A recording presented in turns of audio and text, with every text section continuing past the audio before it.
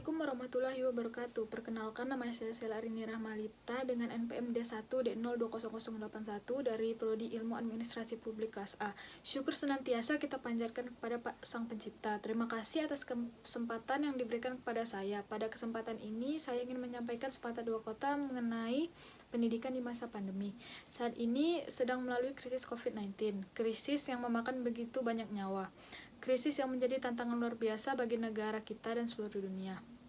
Tetapi dari krisis ini kita mendapat banyak sekali hikmah dan pembelajaran yang bisa kita terapkan saat ini dan setelahnya. Saya tahu rekan-rekan mungkin bosan dengan kata-kata soal pandemi, virus corona, dan COVID-19.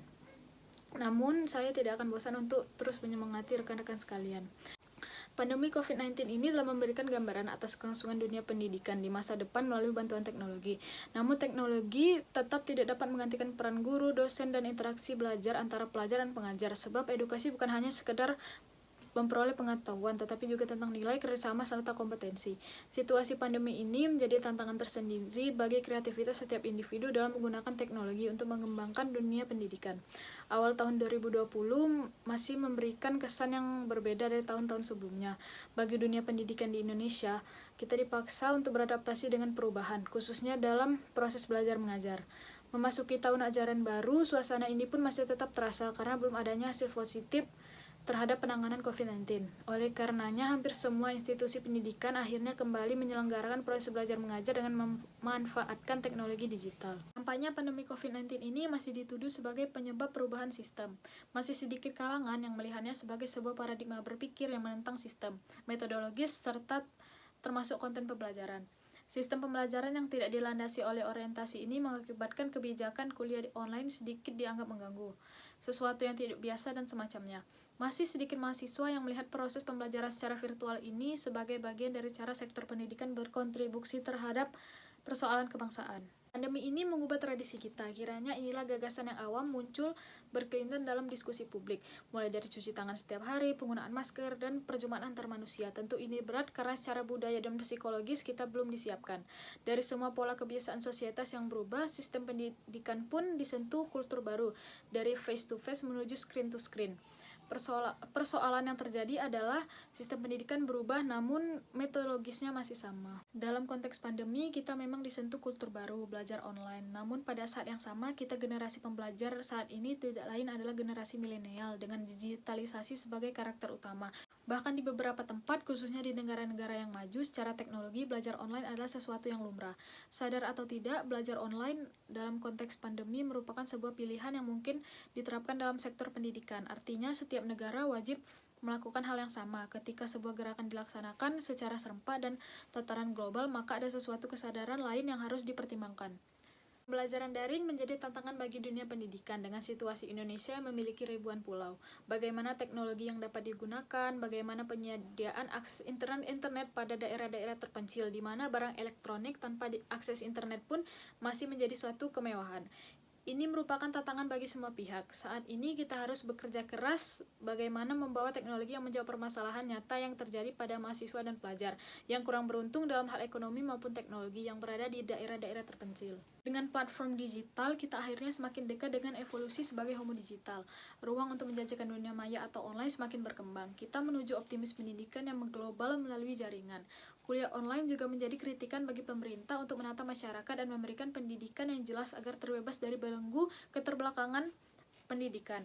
Masyarakat dan mahasiswa pertama-tama harus dibekali oleh pengetahuan dan pembentukan sumber daya manusia. Kuliahan online bukanlah sebuah sistem baru dalam dunia pendidikan, melainkan suatu sistem yang telah ada dengan beriringnya perkembangan dunia teknologi. Dunia boleh saja berbicara bahwa semua ini kehidupan telah diwarnai dan harus beradaptasi dengan teknologi, akan tetapi fakta di lapangan berbicara lain. Salah satunya adalah sistem pendidikan yang dianjurkan dan diharapkan dengan media digital atau daring masih sangat minimalis di Indonesia. Perkuliahan daring tidak hanya memvirtualkan bahan pengajaran, tetapi juga soal fasilitas dan penetrasi jaringan internet. Selain itu, kemampuan para dosen dalam memberikan materinya dan daya tangkap mahasiswa lewat pembelajaran daring ini. Kuliahan online atau daring menjadi alternatif yang kian membias di tengah merebaknya virus corona kali ini. Pandemi ini menuntut semua lembaga tanpa pengecualian untuk menggunakan sarana media digital dalam kegiatan belajarnya semaksimal mungkin. Berbagai universitas pun berlomba-lomba menelisik cara-cara yang efektif dalam mentransmisikan dalam pengajarannya. perkembangan teknologi yang kian canggih mengakomodasi dan memobilisasi sistem perkuliahan ini. Demi mengurangi persebaran virus COVID-19, pemerintah telah membuat kebijakan, yakni physical distancing, yang diantaranya berupa kebijakan khusus para peserta didik, dimulai dari TK, SD, SMP, SMA, universitas, sampai PT belajar dari rumah. Pendidik atau guru, dosen, mahasiswa, siswa, serta orang tua berinteraksi melalui teknologi. Kebijakan ini menjadi hal yang tentu membuat para pendidik untuk gencar melatih dan membiasakan diri terhadap perubahan yang akan terjadi. Cepatnya persebaran virus ini dan korban positif yang semakin meningkat membuat Presiden Joko Widodo menetapkan wabah virus corona COVID-19 ini sebagai bencana nasional. Pelajaran online harus menjadi bagian dari seruan kemanusiaan. Perguruan tinggi memiliki prinsip untuk kemanusiaan.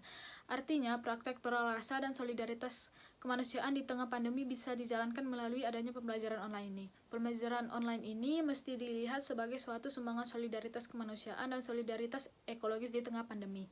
Pembelajaran online tidak hanya sekedar rekonstruksi bangunan pendidikan, tetapi rekoleksi diri terhadap keprihatinan sosial demi kesejahteraan kemanusiaan. Guru, siswa, mahasiswa, dosen, dan orang tua sekarang menyadari bahwa pendidikan itu bukan sesuatu yang hanya dilakukan di sekolah saja, tetapi pendidikan yang efektif membutuhkan kolaborasi dari dosen, mahasiswa yang efektif. Penyebaran virus COVID-19 di Indonesia memberikan dampak besar terhadap pendidikan, termasuk pendidikan di perguruan tinggi. Menteri Pendidikan melalui Surat Edaran Mendikbud Nomor 4 Tahun 2020 tentang pelaksanaan pendidikan dalam masa darurat coronavirus atau COVID-19 menghendaki agar seluruh peserta didik bisa mendapatkan layanan pendidikan yang optimal, namun tetap mengutamakan protokol kesehatan guna memutus rantai COVID-19 semaksimal. Belajar memang tidak selalu mudah, tetapi inilah saatnya kita berinovasi, saatnya kita melakukan berbagai eksperimen, inilah saatnya kita mendengarkan bangsa yang lebih baik di masa depan. Sekian yang dapat saya sampaikan, semoga kita selalu dalam lindungan Allah Subhanahu wa Ta'ala di kala pandemi ini. Akhir kata, wassalamualaikum warahmatullahi wabarakatuh.